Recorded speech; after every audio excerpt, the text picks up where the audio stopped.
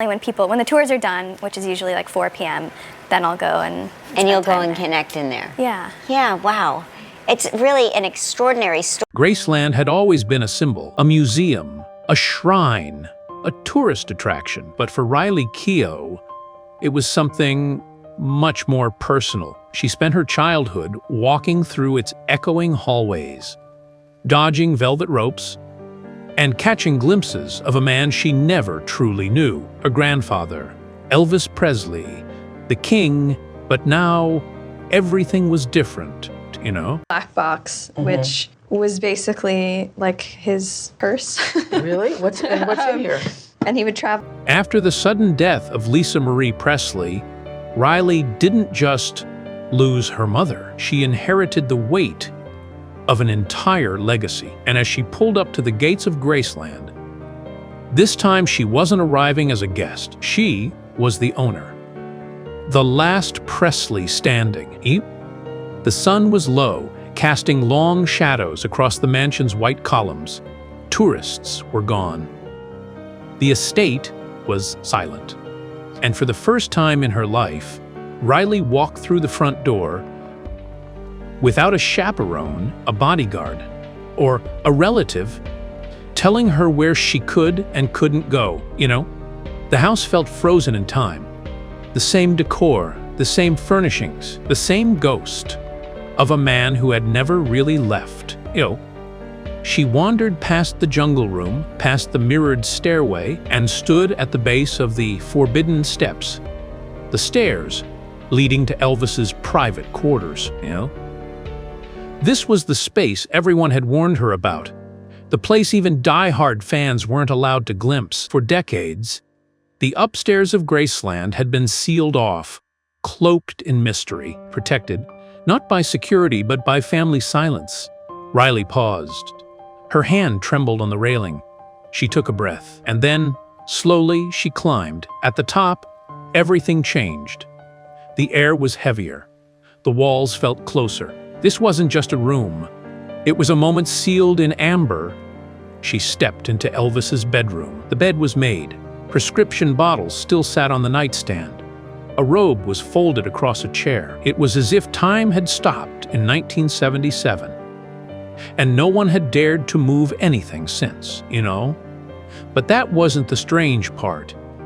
It was the feeling, a pressure in her chest, the sense that she had stepped into something sacred and haunted. She wasn't just standing in her grandfather's room, she was standing inside a secret, a world had never been allowed to see, you know? And she never expected what would come next. Before Riley ever held the keys to Graceland, she had already memorized its rhythms, not from freedom, but from restriction, you know? She remembered being a little girl, running down the long carpeted hallways, her footsteps muffled by decades of history. There were always family members around, cousins, handlers, caretakers, making small talk in the kitchen or whispering in the sitting room. The place was never empty, but it never quite felt full either. There was love. Yes, she felt it. In the way her mother looked at old family portraits, in the stories told around the dinner table about Elvis's generosity, his charm, his laughter. But there was something else too, silences, thick and sudden, whispers that stopped when she entered a room, and always, the same phrase when she got too curious, "Not that room, sweetheart," you know? The staircase to the second floor was practically off-limits. She would glance at it while eating in the kitchen or walking past the foyer, but no one ever climbed it. No one ever spoke about what was up there. No. Even as a child, she sensed it wasn't just about preserving Elvis's memory. It was something deeper, something heavier, you know? There were also the objects that felt out of place, doors that were locked even when no guests were around, cabinets that no one opened, drawers that were quickly shut if she peeked.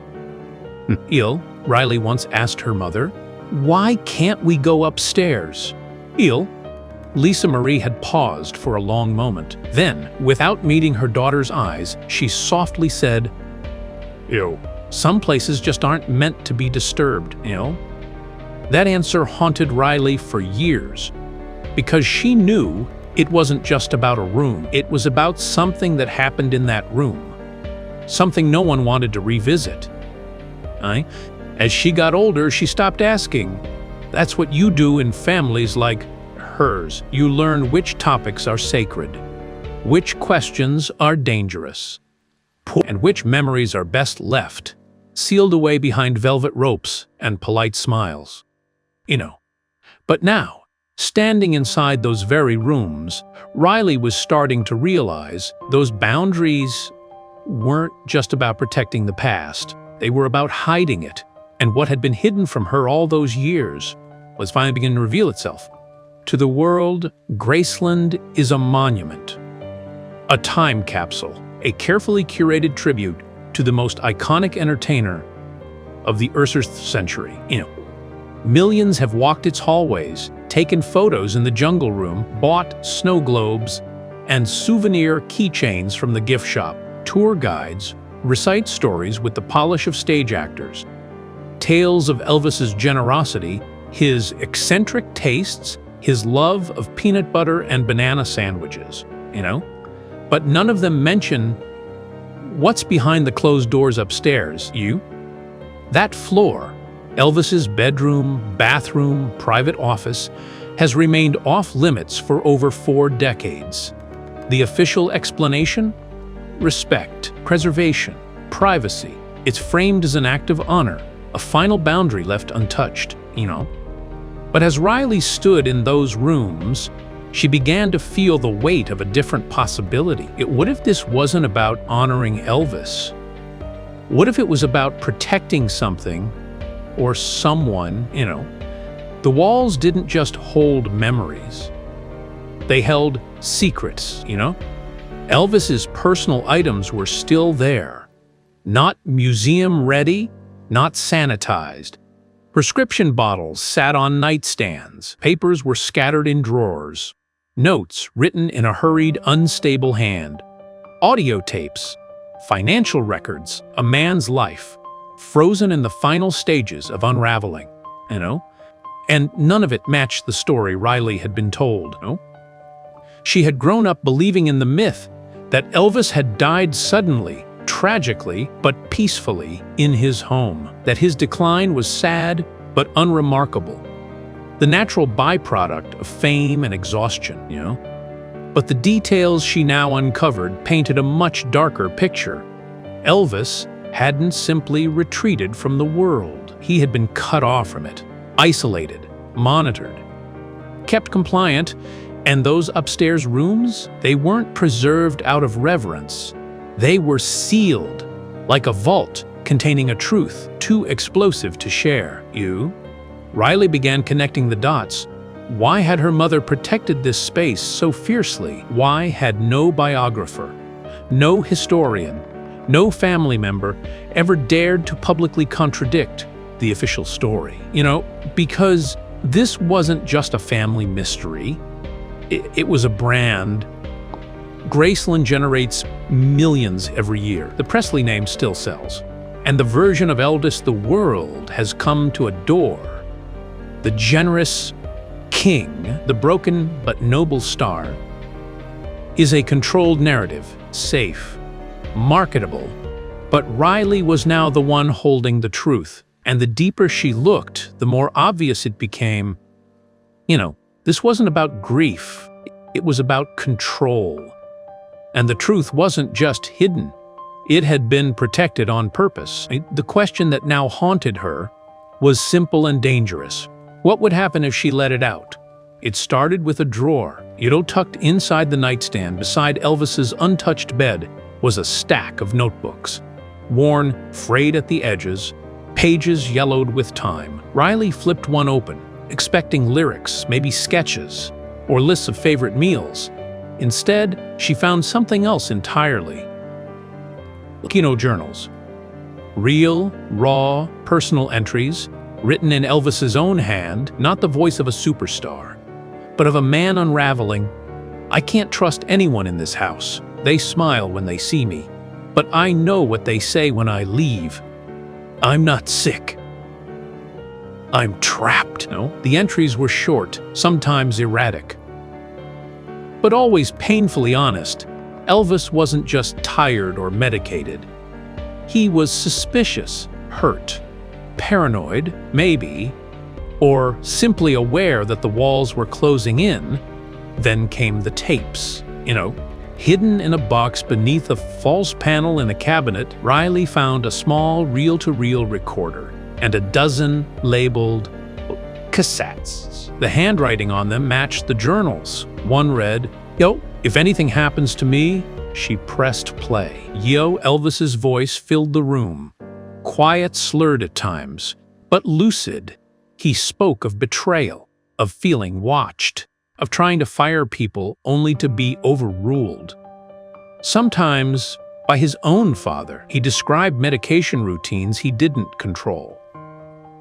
People who fed him pills and lies in equal measure, But what hit Riley hardest was the resignation in his tone. They need me broken. A healthy Elvis asks questions. A broken one keeps the money flowing. This wasn't the man sold in Graceland brochures. This wasn't the myth, This was a prisoner in his own mansion, in his own legacy, surrounded by people who claimed to love him, And Riley was listening to his final attempts to speak. Not to fans, not to press, to himself, as if he knew no one else would believe him, The rooms Graceland had kept locked for decades weren't relics of a sacred past. They were a crime scene of silence, hiding the truth that Elvis knew he was being destroyed from the inside out, And now Riley had the proof. Riley had always known her mother carried something heavy, Lisa Marie Presley was outspoken, fiercely loyal, and at times deeply troubled. The media called it celebrity baggage. The tabloids blamed failed marriages, addiction, bad luck. But Riley, now piecing through the past in Elvis's private quarters, began to realize it was something far deeper and far older, In the drawers and boxes her mother had left behind were half-finished letters, legal notes, even scribbled journal entries, fragments of a woman trying to hold her family together, while quietly breaking under the weight of what she knew. Lisa Marie had seen it all firsthand, She was just years old when she heard the screams from her father's bathroom. Her bedroom had been just down the hall. She never talked about what she saw that morning, not in interviews, not even to Riley, But now Riley was uncovering the pieces Lisa had spent decades trying to keep buried. She found a letter addressed but never sent to Priscilla. "You made peace with it. I never could." And I don't know how to tell Riley. There it was. The invisible wall that had always existed between mother and daughter, Lisa Marie hadn't kept Riley out of those upstairs rooms just for tradition. But she had done it out of love, out of fear, out of a desperate attempt to protect her from the darkness that had haunted their family for generations.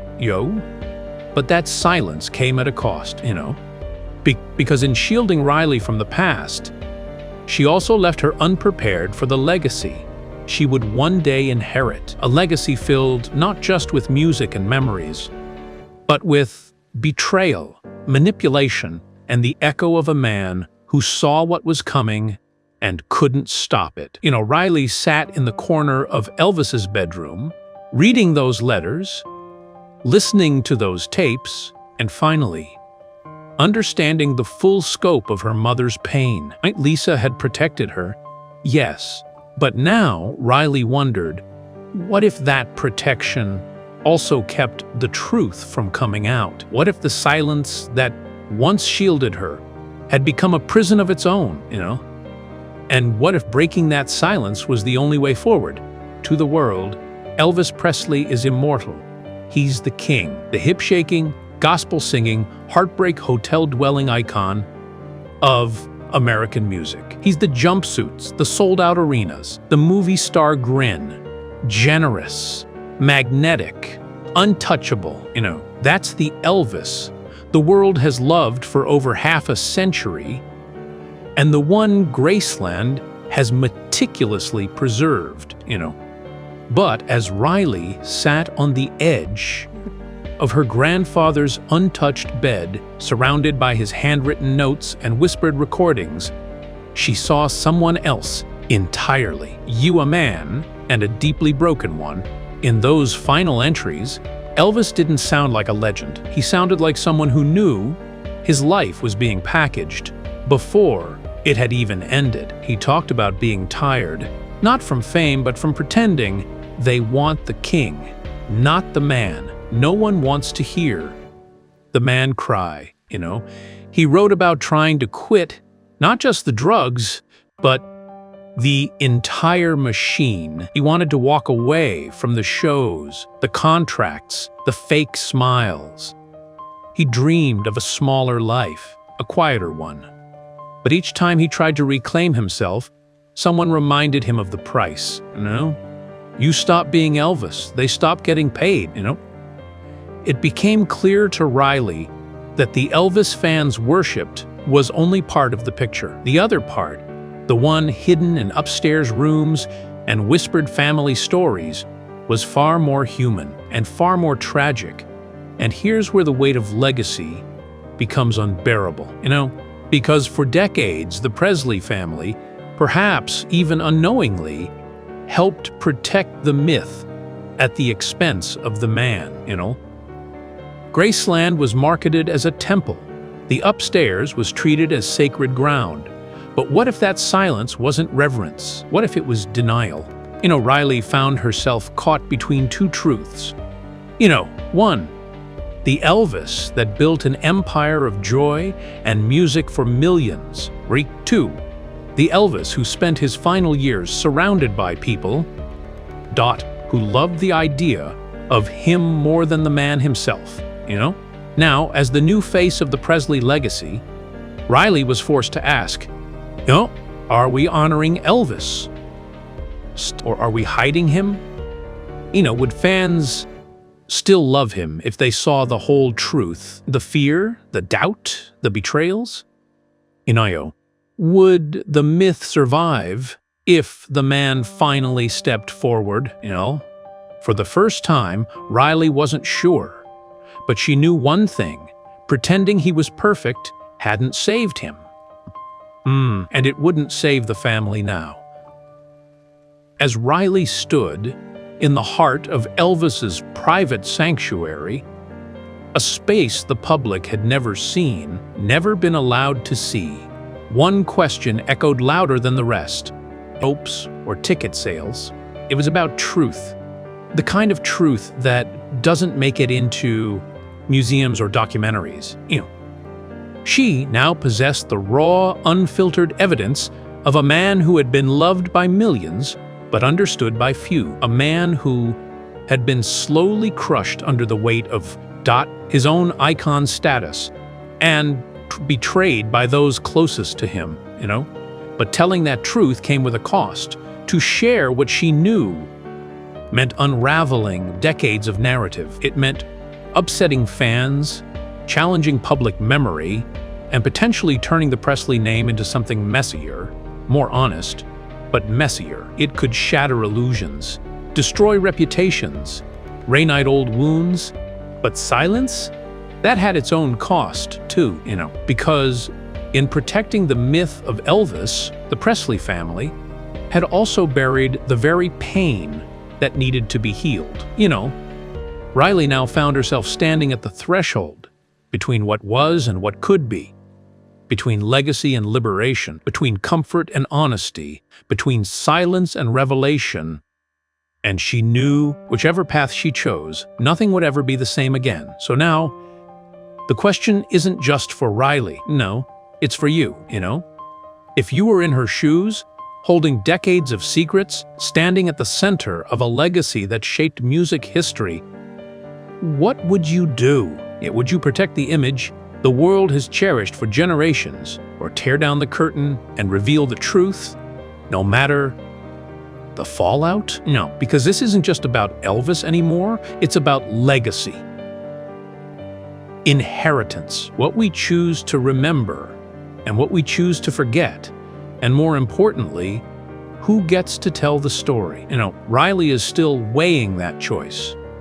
She hasn't spoken publicly about the full extent of what she found, but the pressure is building. The truth is right there, waiting to be told. And if, or when, she speaks, it won't just change how we see Elvis. It could rewrite the entire Presley family history, Tell us in the comments. Zridek, if you were Riley, would you expose everything or protect the legacy? Uniba. And make sure to subscribe and hit the notification bell, because this story isn't over. More secrets from the Presley family are on the edge of breaking wide open.